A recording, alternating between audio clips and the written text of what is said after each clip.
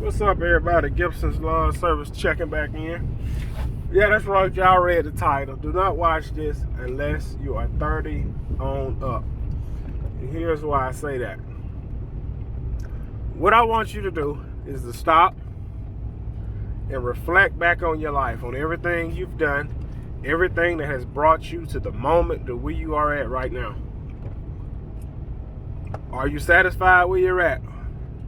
If not, congratulations. All of your decisions led up to where you are at in this moment right now.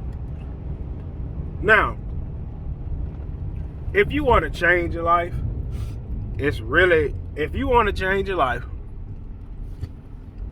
walk into your bathroom and look in the mirror. That's who's responsible for changing your life. If it's something you don't like doing in life, stop it. If it's a job you don't like, find a better job. If you have your own business and certain clients you do not like working for, fire them. Fire them, get rid of them. If it's something you don't like, stop doing it. You are wasting your time. You control your future. You control your destiny. You can be better. Now look, I always like to listen to, I like to read a lot of books. And the reason I like to read a lot of books is because I get to see something from a different perspective, right?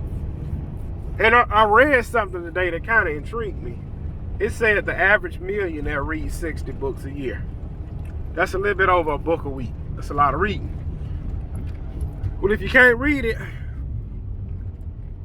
listen to it on your thing. Listen to it right here if you can't read it. But there is knowledge in books. There is a lot of knowledge in books.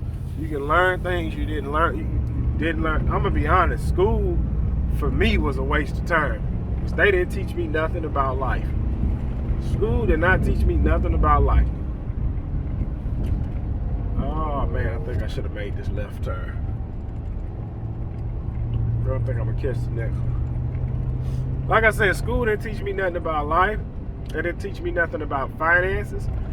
I was reading this book on a guy.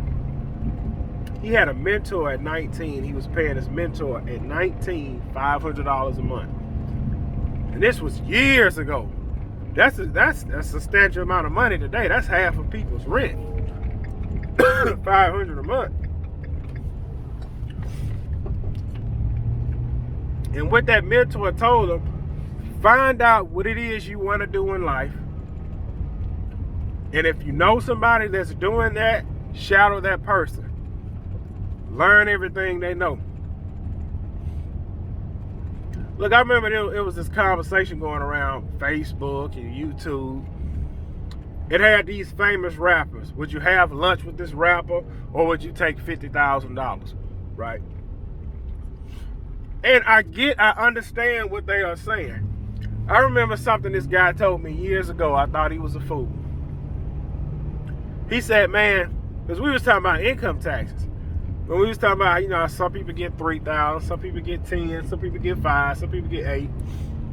He said, man, I would give my income tax return away to sit down and have a meeting with what's the old rich guy, Warren Buffett. I was like, man, he a fool. I ain't giving that man my money. Ain't nothing he gonna tell me. But it is, because it's some cheat codes that guy can give you in life that you can learn from. And like, by me, I want to grow my lawn service. Now, I've never done it before, but I want to sit down with a person that has actually grown it. That has actually had 2, 3, 4, 5 trucks on the road, 20 employees, own shop. I want to sit down and have a conversation with that guy. I will buy you lunch, man. I will buy you lunch to give me 1 hour of your time, because I need to know. I hear a lot of people say, man, it's better to stay solo, man. You got to deal with the headaches. But let's be honest here. I'm 33. In 10 years, I'm 43. I can't do all this in my 40s. I can't do it in my 50s. You can, but you're not going to want to.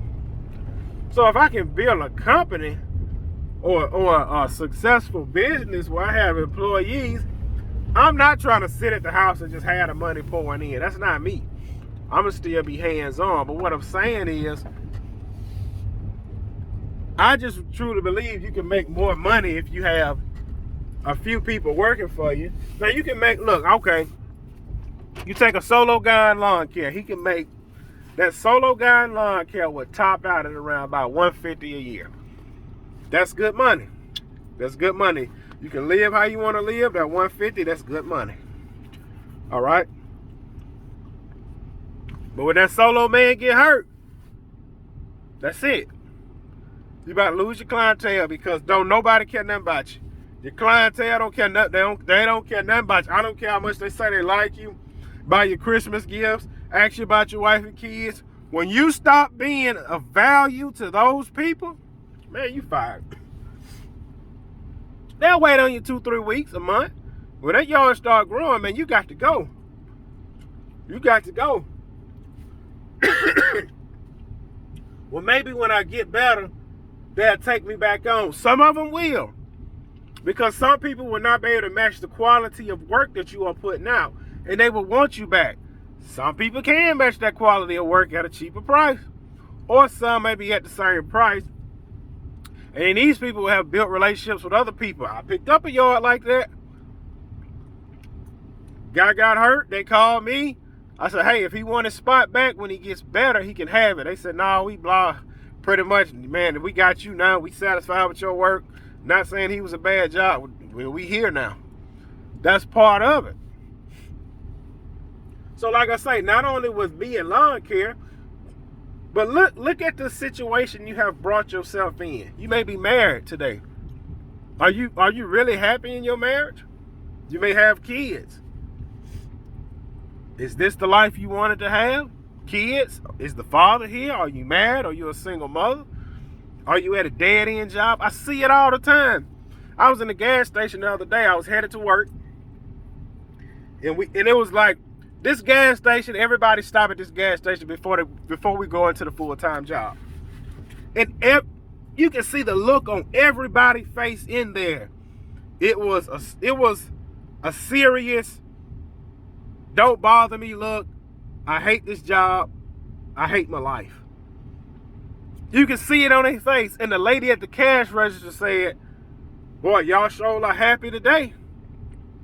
We was going in on the night shift. Now, a lot of those guys didn't want to be on the night shift. But like I say, my job, they're changing shift. And they'll let you know Friday, hey, Monday, you need to be here on this time. Now, see, me, I understand something. My full-time job is my business partner. Well, what you mean your full-time job, your business partner? See, in the beginning, my full-time job was funding my business, to buy equipment, to buy a truck, to buy a trailer, to buy mowers, because I didn't buy none of this cash. Everything you see was financed. My truck was financed. This truck I'm sitting in was financed. It's paid for today. It's financed.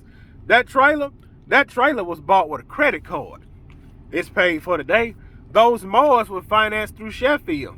The Exmark paid off. I'm still paying on the SCAD.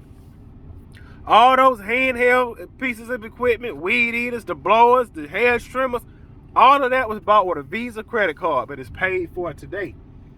So my job, in a sense, gave me the financial backing and the credit to purchase everything. Now my business can sustain itself along with pay all my bills at my home. So in a sense, my full-time job is kind of in a way, but I'm making transitions to ease it on out. Now I may be saying all this, get scared in April, back out and say, no, I'm just going to keep my full-time job. I'm too scared. And then I'm talking to myself here. Sit down and really think about, really ponder on where you're at in life. Is this where you really want it to be? Is this where you really want it to be in life? Think about it when you was 18, graduating high school, whole life ahead of you. So stop right now. You lived how you wanted to live for your first 30 years.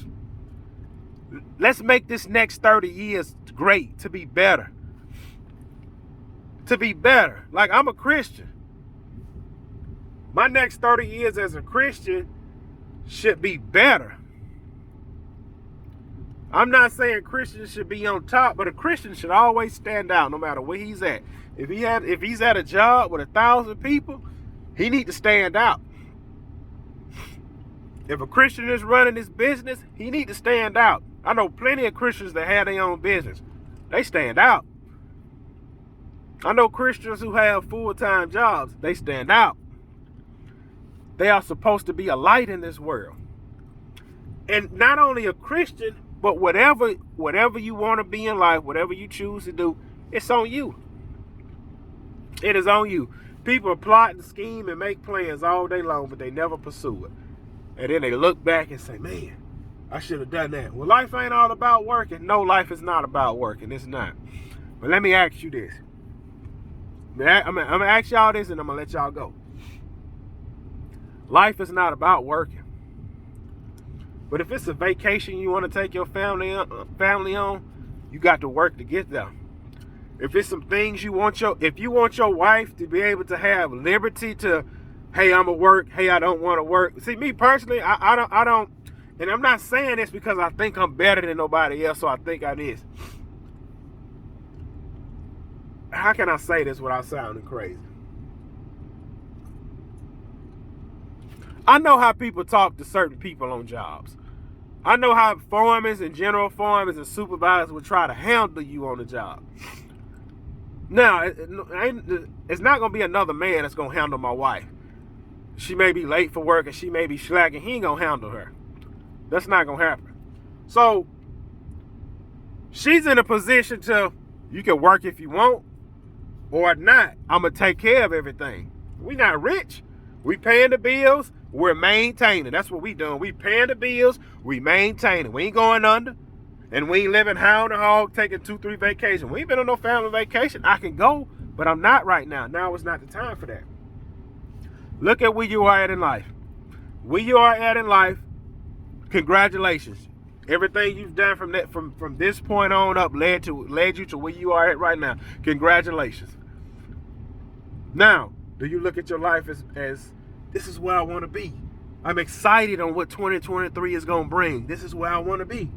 If not, that you got the power to change it. You can wake up and say, you know what? We'll start eating healthy. You can wake up and say, you know what? I'm about to start reading books. You can wake up and say, you know what? I'm about to build a better relationship with Christ. You can wake up and say, you know what? I'm going to start that business I always wanted to start. Life is short, man. Life is short. It's people I went to school with never graduated because they passed on. It's people I went to school with, people I've worked with over the years. There's a guy I worked with before, man. I see him walking up and down the street. He on drugs. Talented. That man could take a whole truck apart, put it back together. He could do flooring in a house. Talented. All that talent is wasted. He walking down the street. No shirt, no shoes, nothing. Used to have a nice lifted truck. Nice. Wife, son, all that's in vain. He walking down the street. He chose to be right there. So should I feel sorry for him? No. No. No. Some point in life, you ought to get tired of where you are at and say, I want to better myself. I'm happy where I'm at. I am. I'm enjoying this journey. I am enjoying it to the fullest. I'm happy. I'm about to cut this yard right here. I'm about to cut this easy yard. It's going to take me about a good 20 minutes. I'm about to make $80. That ain't a lot of money. Matter of fact, that $80 about to go in my tank. So I ain't made nothing. This is where I want to be because I don't know what tomorrow's going to hold. I got a call to go look at a new property today. That might be a new property I could put on my list and lock in. Or I could have got off of my full-time job. How I'm going to go to... Oh, this is what I wanted to say. It's a guy I know in lawn care. I spoke with him the other day. Asked him how his business was going. Guess how his business going? He running it in the ground. He running his business in the ground. Man, we ain't got nothing else to talk about. We don't have nothing else to talk about. Because I don't want... How can I put this?